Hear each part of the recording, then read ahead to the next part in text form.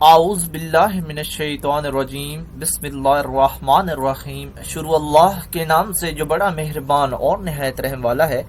उम्मीद है आप लोग खैरियत से होंगे। और इस वीडियो में इंजीनियर फैसल आपसे मुखातिब है। हमारी आज की वीडियो में जो सब्जेक्ट होगा वो BSc की ऑर्गेनिक केमिस्ट्री होगी और जो टॉपिक होगा वो रेजोनेंस रूल के बारे में हम पढ़ेंगे। और इससे पहले हम रेजोनेंस के कंसेप्ट का लेक्चर कवर कर चुके हैं। मेरे चैनल का नाम केमिकल इंजीनियरिंग एचटेक है और इसमें हम मुख्तलिफ टॉपिक्स पे ऑलरेडी काम कर चुके हैं। और आप मेरे चैनल को सब्सक्राइब करेंगे, बेल का आइकन प्रेस करेंगे तो मेरी हर लेटेस्ट वीडियो आपको मिलती रहेगी। रूल्स ऑफ रेजोनेंस में जो पहला रूल है वो है कि resonance structures are not actual structure for the molecule. तो वो जो मुख्तलिफ लीविस स्ट्रक्चर है जिनकी मदद से एक फाइनल हाइब्रिड रेजोनेंस का स्ट्रक्चर बनता है, वो सारे स्ट्रक्चर जो हैं वो उसके एक्चुअल स्ट्रक्चर नहीं है।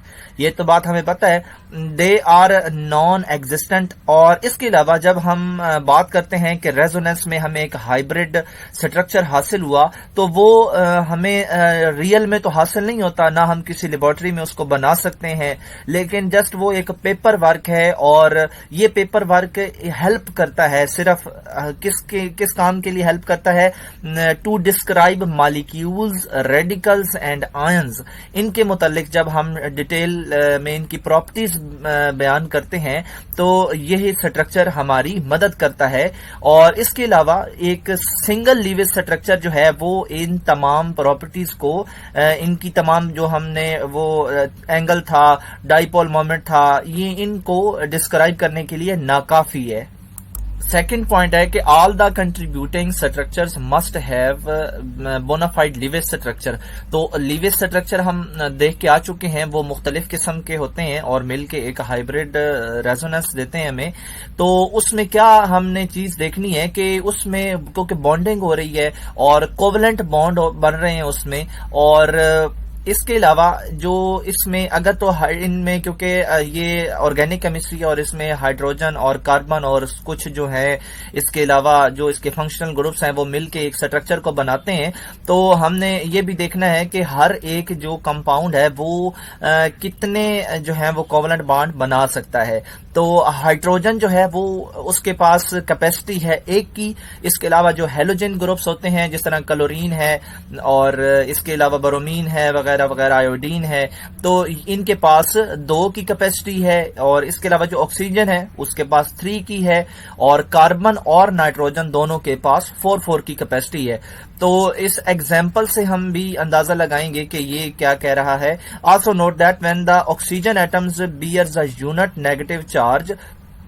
तो इस एग्जाम्पल के अंदर इस स्ट्रक्चर को देखें कि जब हमारे पास ऑक्सीजन के, ये एक ऑक्सीजन जो है ये न्यूट्रल ऑक्सीजन है, इसके ऊपर कोई चार्ज नहीं है, और ये जो दूसरी ऑक्सीजन है इसके ऊपर नेगेटिव चार्ज है। तो इन दोनों में क्या फर्क होगा जब हम बॉन्डिंग करेंगे कि जो नेगेटिव चार्ज है वो 1 कोवलेंट बॉन्ड बना रहा है, ये कार्बन के साथ 1 कोवलेंट बॉन्ड बना रहा है जिसके ऊपर चार्ज है, और जो जिसके ऊपर जो न्यूट्रल है वो इसके साथ कार्बन के साथ डबल बॉन्ड बना रहा है। और जब ऑक्सीजन के पास पॉजिटिव चार्ज होगा तो वो कितने बॉन्ड्स बनाएगी? 3 बॉन्ड्स बनाएगी। इस बात को एक डायग्राम की मदद से समझ लेते हैं। यहां पे आप देखें कि 2 बॉन्ड्स बन रहे हैं जब हमारे पास न्यूट्रल ऑक्सीजन है, ठीक है। फिर अगर हमारे पास नेगेटिव चार्ज आ गया तो 1 बॉन्ड बना, ठीक है। वहां पे 2 बॉन्ड्स हैं, यहाँ पे 1 बॉन्ड है। और अब पॉजिटिव चार्ज की बारी आई तो यहाँ पे 3 बॉन्ड्स बन रहे हैं। तो इस डायग्राम से आप समझ सकते हैं कि यहाँ पे 2 और ये 1, 3, यहाँ पे 3 जो है वो बॉन्ड्स बन रहे हैं। तो इस स्ट्रक्चर को देखें कि यहाँ पे ये क्रॉस लगा हुआ है, जो थर्ड हमारे पास कॉन्फ़िगरेशन है। इसमें जो कार्बन है इसके गिर्द आप देखें कि दोनों ऑक्सीजन है और यहाँ पे ये जो कार्बन है वो 5 बॉन्ड बना रहा है। और ये जो हम पहले पढ़ के आए हैं, यहाँ पे कितनी कैपेसिटी है कार्बन के पास 4 बॉन्ड बनाने की कैपेसिटी है, लेकिन यहाँ पे 5 बन रहे हैं। तो ये हमारे पास ये चीज ठीक नहीं है, तो इसको हम हाइब्रिड रेजोनेंस नहीं कहेंगे। और अगर हमने हाइब्रिड रेजोनेंस की तरफ जाना है तो हमारे पास जो स्ट्रक्चर है वो इन रूल्स के मुताबिक होना चाहिए जो हम यहाँ पे बता चुके हैं। रूल 3 क्या है कि जब हम रेजोनेंस स्ट्रक्चर को लिखेंगे, we are only allowed to move electrons, तो हम सिर्फ इलेक्ट्रॉन्स को मूव कर सकते हैं, चार्जेस को मूव कर सकते हैं, लेकिन जो उसके atomic nuclei must have the same position. तो उसके जो एटम्स हैं उनको चेंज नहीं करेंगे, जो कार्बन है उसको चेंज नहीं करेंगे, हाइड्रोजन है उसको चेंज नहीं करेंगे किसी भी स्ट्रक्चर में जितने भी हम बनाए। ठीक है, तो जो स्ट्रक्चर है हम नीचे जो यहाँ पे दिया गया है एग्जांपल के तौर पे, तो इसमें क्या चेंज हो रहा है वो कह रहा है जी because the position of hydrogen atom has been change. तो हम यहाँ पे वो हाइड्रोजन एटम की पोजीशन चेंज हो रही है, इसलिए ये जो है वो अलाउ नहीं है। तो यहाँ पे हम थर्ड जो इसका स्ट्रक्चर है इसको हम रेजोनेंस स्ट्रक्चर इसलिए नहीं कहेंगे क्योंकि हम इन पहले दो को मैच कर लेते हैं कि इनमें क्या डिफरेंस है। तो यहाँ पे CH3 है, यहाँ पे भी CH3 है, कोई नहीं डिफरेंस। यहाँ पे सिंगल बॉन्ड है, यहाँ पे भी सिंगल बॉन्ड है, यहाँ पे CH है, यहाँ पे भी CH है, यहाँ पे सिंगल बॉन्ड है, यहाँ पे डबल बॉन्ड है। बॉन्ड भी हम चेंज कर सकते हैं, उसका भी प्रॉब्लम नहीं है। चार्ज भी हम चेंज कर सकते हैं, उसका भी प्रॉब्लम नहीं है। यहाँ पे थर्ड पे यहाँ पे भी CH है, यहाँ पे भी थर्ड पे भी CH है, यहाँ पे भी CH2 है, यहाँ पे भी CH2 है। तो जो एटम्स हैं ये तो हमारे पास दोनों के सेम है, जस्ट हमारे पास आयन और बॉन्ड चेंज है इसमें, तो वो हो सकता है। तो उसी की वजह से तो चेंजिंग होगी, लीवेज स्ट्रक्चर उसका दूसरा डिफरेंट बनेगा। तो यहाँ पे थर्ड में देखें कि क्या प्रॉब्लम बना। प्रॉब्लम ये बना कि यहाँ पे फर्स्ट में भी CH3 है, यहाँ पे भी CH3 है, लेकिन यहाँ पे CH2 आ गया। तो यहाँ पे क्या कोशिश की गई है हाइड्रोजन एटम को मूव करने की, जो कि बिल्कुल भी अलाउ नहीं है। यहाँ पे हम किसी भी एटम को मूव नहीं कर सकते, और इस वजह से ये जो हमारा थर्ड स्ट्रक्चर होगा ये हमारा जो है वो रेजोनेंस स्ट्रक्चर बिल्कुल भी नहीं है। तो ये एक एग्जांपल काफी है इस थ्योरी के नीचे नंबर्स के हिसाब से। हमारा जो फोर्थ रूल है उसमें क्या कहता है कि all canonical forms must have the same number of unpaired electrons. तो अनपेयर्ड इलेक्ट्रॉन्स की तादाद जो है वो बराबर होनी चाहिए कम से कम।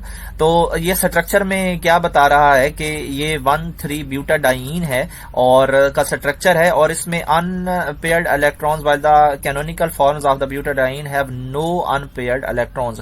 तो ये जो थर्ड स्ट्रक्चर है ये वाला, इसमें यहाँ पे आपको डॉट्स नजर आ रहे हैं, इसका मतलब है कि यहाँ पे अनपेयर्ड इलेक्ट्रॉन्स मौजूद हैं, जबकि जो इसके फर्स्ट दो स्ट्रक्चर हैं उनके अंदर जो है वो अनपेयर्ड इलेक्ट्रॉन है ही नहीं। तो इस वजह से हम जो रूल क्या बना कि जो है वो same number of unpaired electrons होने चाहिए तीनों की तीनों कॉन्फ़िगरेशन में, जितनी भी कॉन्फ़िगरेशंस हो। तो पहले दो में है ही नहीं, और जो थर्ड है उसमें अनपेयर्ड इलेक्ट्रॉन दिया हुआ है, तो इस वजह से ये भी रेजोनेंस के असूल के खिलाफ है। जो इसका फिफ्थ रूल है वो कहता है all atoms involved in resonance must lie in a same plane. ठीक है, वो एक ही प्लेन के अंदर होने चाहिए। तो यहाँ पे हम बात कर लेते हैं, अपने लफ्जों में इसको लिखा जा सकता है the reasons for planetary is to allow maximum overlap of the p orbitals for the delocalisation of the electrons.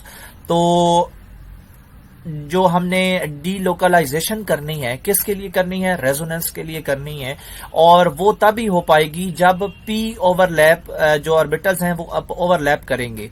ठीक है, वो s ओवरलैपिंग और p ओवरलैपिंग आपको पता है, वो जो p ऑर्बिटल्स आपस में ओवरलैप करेंगे तो फिर ही हमारी डीलोकलाइजेशन हो पाएगी, जो कि रेजोनेंस के लिए जरूरी है।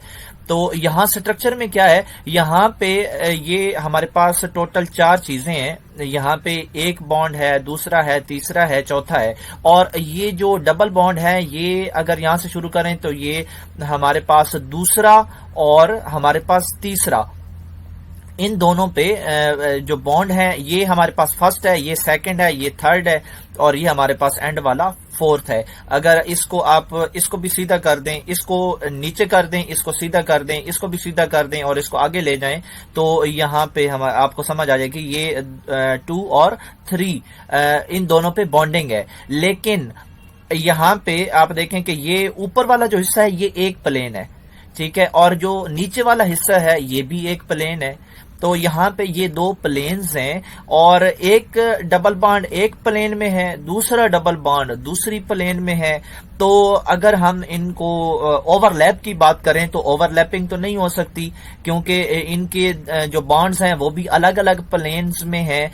तो इस वजह से जो हमारे पास जो प्लेन है वो सेम होनी चाहिए रेजोनेंस के लिए।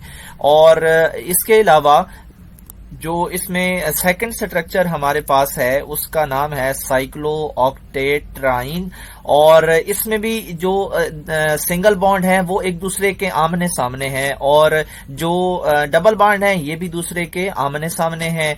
और ये एक अलग प्लेन में है, वो भी अलग प्लेन में है, ये भी एक ऊपर वाली प्लेन में है, ये नीचे वाली प्लेन में है। तो इनका भी आपस में यानी कि ओवरलैपिंग नहीं हो सकती। तो ये जो फिफ्थ रूल है ये इसी चीज को बता रहा है कि ये अगर तो ओवरलैपिंग हमने रेजोनेंस की तरफ जाना है तो ये जो डबल बॉन्डिंग है ये एक सेम प्लेन में होगी, तब जाके वो डीलोकलाइजेशन होगी, और डीलोकलाइजेशन होगी तो हमारा रेजोनेंस की तरफ जाएंगे और रेजोनेंस हाइब्रिड बनेगा। हमारा सिक्स्थ और जो लास्ट पॉइंट है वो हाइब्रिड, जो हमारा रेजोनेंस हाइब्रिड बनता है उसकी स्टेबिलिटी के बारे में है। तो उसको समझने के लिए हम चलते हैं, यहाँ पे आप उसको मजीद समझ सकते हैं कि जो पहला पॉइंट है उसमें आपने क्या लिखना है कि जो हमारा कंट्रीब्यूशन हो रही है स्ट्रक्चर में, जिस स्ट्रक्चर में ज्यादा कोवलेंट बॉन्ड होंगे वो मोर स्टेबल होगा। तो ये चीज ये डायग्राम से भी पता लग रही है। जो लेस स्टेबल है यहाँ पे आप देखें कि सारे सिंगल बॉन्ड है, और जो सेकंड हमारा डायग्राम है इसमें डबल बॉन्ड है, तो ये मोर स्टेबल है। जितने ज्यादा कोवलेंट बॉन्ड उतना ज्यादा स्टेबिलिटी। पहला पॉइंट तो ये है। सेकेंड पॉइंट में उलट है उसके कि चार्जेस को शो कर रहा है यहाँ पे कि जिस स्ट्रक्चर के ऊपर कम चार्जेस होंगे वो मोर स्टेबल होगा। तो यहाँ पे ये देख भी सकते हैं आप, valid and more stable resonance form क्या है। यहाँ पे जो नेगेटिव है ये 1 है और अगले स्ट्रक्चर में 2 है।